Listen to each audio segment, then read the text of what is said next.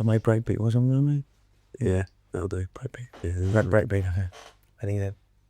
Okay, all right. Goldie, do you move around quite a bit when you're talking? Because that's, I think just yours. Quite a squeaky chair. About monkey loves when he's doing anything. Okay, I want to let it be a monkey. Yeah. Just notice it's quite loud. They will all. Well, we can maybe get another chair if you want. No, all I can do is just go.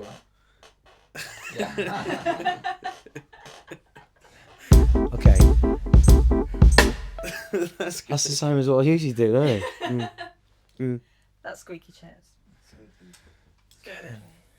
All right, Rob, the first thing, I mean, you founded the label in 1990. What was the initial intention in the very beginning?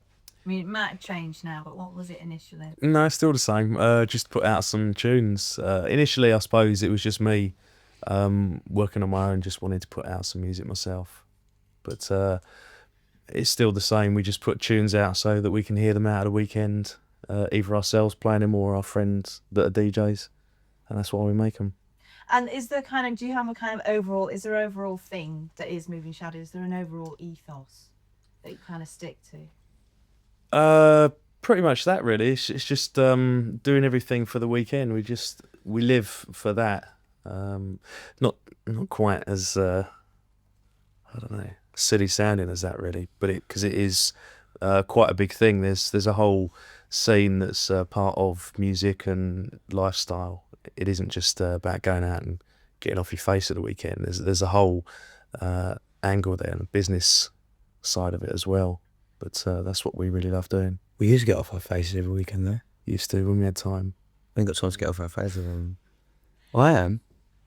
All the time, though. All the time. Goldie, what about you? I mean, I know you have a working relationship that's well known with Rob, but I mean, as far as Moving Shadow, I mean, what do you kind of think from a kind of different perspective than it? Well, I was always reinforced as an independent. Rob was the only other independent out there. Was, I came into the scene and I was listening to early stuff with Too Bad Mice and stuff. He's got to the same club. He's got Rave, and I used to hear it I was from the outside, so I heard early Moving Shadow stuff when it was an established label. Do you know what I mean? Same as Reinforced, because I was wanting to get onto Reinforced at the time, and there was Reinforced, Moving Shadow, and Production House. I mean, really, it were established labels. You know what I mean? And I think it was just the kind of mutual respect with working with Rob, and getting to know the guys behind it. Because I think when it was like rave music and the culture of it, we wanted to just you wanted to see the people behind it, because it was faceless. It was really cool because it was just kids who were making the music. Do you know what I mean? And some of the biggest tunes, which were like the anthems. Blame was one of the big ones, wasn't it, for me? And Wear Mass for me. It was Wear Mass, wasn't it? I was getting mixed up, didn't I? Wear Mass was one of the biggest influences when I heard Groove play that, and it just had the. It was really bad because I'd been in the States. So I got back. It was really like UK raw, and I think then I just always wanted to kind of hook up and see each other out. And I guess I just got into what Rob was about and tried. We did our first project. What was it with Fury? No, it was a remix. It was. That you did, yeah. It was a remix with Rob. I was talking about phrases and I messed up a few times trying to get it sorted, and then, I think it works better later on now because Rob's very, it's got an established label, it's an independent label, I've struggled to keep mine independent and do what I've got to do, and here we are like 3 or 4 years later in the West End, do you know what I mean, in the Trident building, do you know what I mean, it's now Moving Shadows headquarters and my headquarters for doing our projects together and stuff. It's quite strong, that is, you know what I mean, it's quite a strong statement, it says it, in a short space of time. I mean, Rob's worked very hard to do that, and I've been very kind of like on the scene, going out all the time, and I think that's the kind of balance. It's more of a bond, you know what I mean, with that. I mean, sort of if you go back, I mean, Goldie's kind of brought things up to date from his perspective, but sort of looking back, I mean, from the initial, I mean, those early releases, I mean, how do you feel about, the very sort of number 1 and number 2? Classics.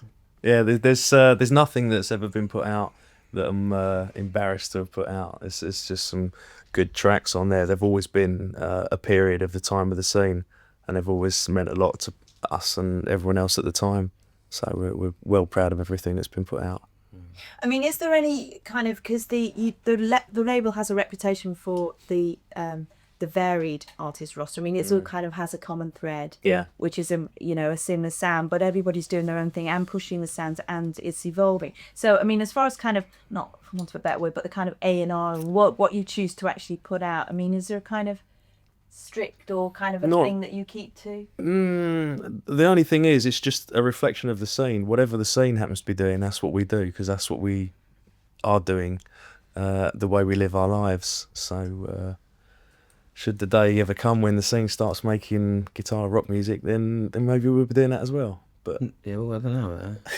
And we do it, so I think it's a... No, but that's the way this. It's not. Nothing's going to change that radically, but whatever is happening within our scene at the moment is how we live our lives, and it has a certain style to it that we keep within.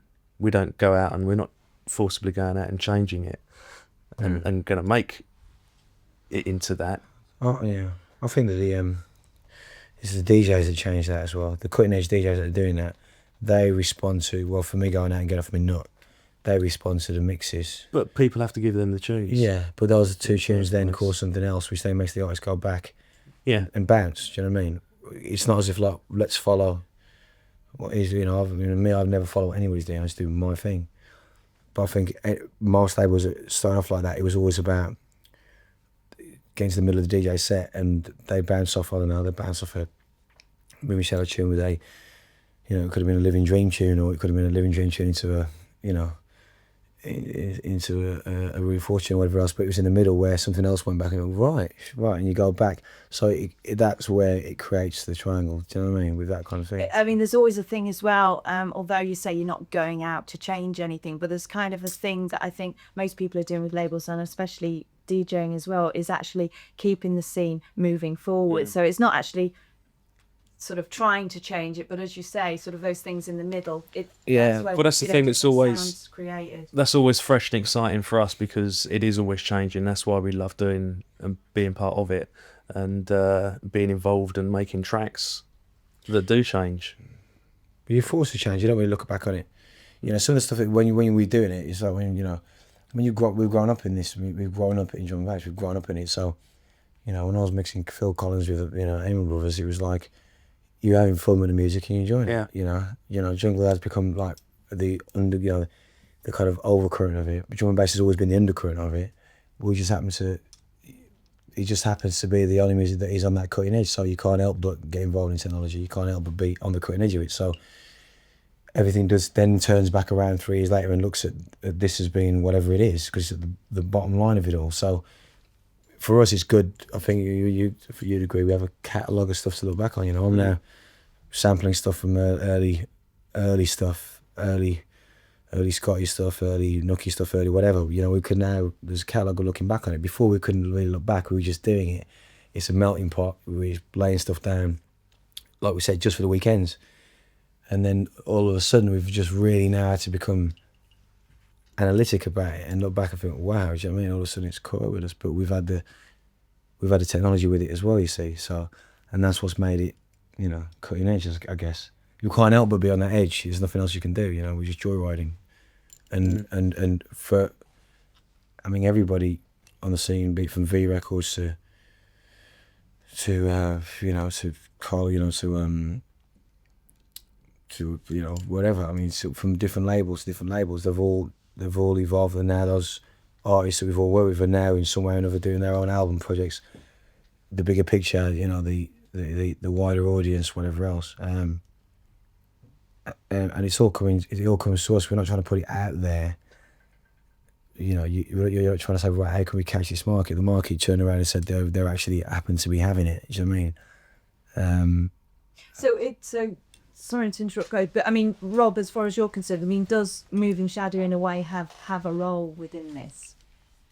Within the scene kind of thing, within the whole thing that's happening? Is there something that, at the end of it, if you look back, how do you kind of see it within Yeah, very much, because we've been here and we've been structured enough to keep part of that going. And there have been organisations and certain people that have been involved in the scene that have been instrumental in keeping the whole thing going forward anyway. And Moving Shadow has been a part of that. That's what, we're still here. We've been doing it right from the beginning. So, what do you personally attribute to the success of it? I mean, is it that you've been quite in, your whole thing is the integral, sticking to the roots. You are one of the original independents and you've stayed that way. I mean, do you think that has a lot to do with the mentality behind the label, has to do with the success of it? I think the success of the whole scene is that nothing of it's been forced. It's just people having a go and doing what they like doing. And it's not been people sitting down going, we want to create this, we're going to do this, we're going to do that, we're going to do that, and having a big plan. Most of it's kind of just tripped over and fallen over by itself, and it's bumbled along a bit through its existence, and that's been, kept it fresh. There's nothing. I think the main thing is that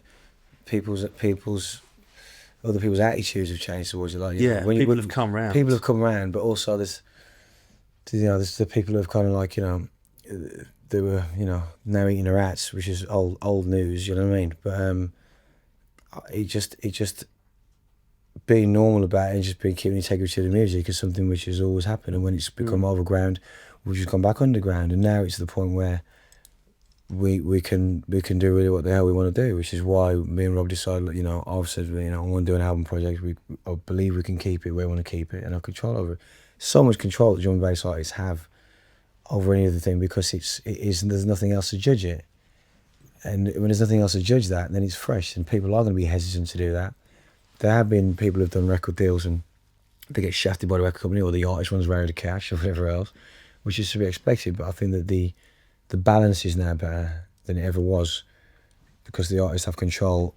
People are looking beyond the, inverted commas, commercial jungle things, you know what I mean? And like I said, Rob's just gone on, carried on executing what you're executing, and I think it makes it better generally, do you know what I mean? Because it's just something that's going to just carry on getting wider and wider, whatever, people, say America and everything else and blah, blah, blah. I think it's also the patience, I'm very impatient with a lot of things, you know what I mean? I'm very hot-headed with things like that. I think Rob's patience with Moving Shadow has been outstanding in terms of, like, having sort of to be patient, get out of bed, you know what I mean? Kind of like, put a push behind you that sometimes you don't really have. It's like I go out on the scene and go out and Ryder will keep me going on a music tip and handling all the boys and Frosted all playing. It gives you the kind of like spirit of it to carry on doing it. I think with Rob, it gives you the backbone of knowing that that we can do productively what anybody can do in any other studio, but and even better. Do you know what I mean? From Trevor Horn's studio to anybody's studio, I just think it's nice and big and everything else, but I still think we can wipe the floor with people experimentally, no matter what it is. Do you know what I mean? Which is what, I've got something to bounce off that way. Artistically, I can bounce off, and we can technically go and do things which we could never done before. Production on this music was very trashy to begin with, which was quite rebel. Do you know what I mean, with the music? But that's the sound of what it was then. And now, it's the production has become quite lush, but it's also become quite hard. It's gone back to how it was, gone back to being dark and hard, and I think a cross between everything. Do you know what I mean? And your working relationship, staying pretty much the same since you first started working together? Well, he shares my pants now, and I wear his t-shirts. Yeah, it gets better though. I think it just gets better. Yeah. I hope it gets better. I'll give him a kiss. Thanks, man. Get off. No, it's good for me because I've learned a lot. Do you know what I mean? Because it all blows up, and you're trying to stay like as in the norm, and you're like, people get freaked out by it, and it freaks me out. Do you know what I mean? It freaks me out when people get me bugged out by it because of just being a character. Do you know what I mean? But at the end of the day, it's just music we're making. Our relationship's been like, it's just I couldn't really work with certain people. There's not many people I can work with, do you know what I mean, to be able to, the way that I am, full on and whatever else. We have our own kind of code with that, do you know what I mean? We have our own kind of language with it. We're married in that kind of sense, do you know what I mean? How do you cope with him? With difficulty. I've got this big stick No, I've got a monkey barrel. I mean, he's got Chain him down to the change me side like of to the seat desk. and Yeah. pins my ears back and that.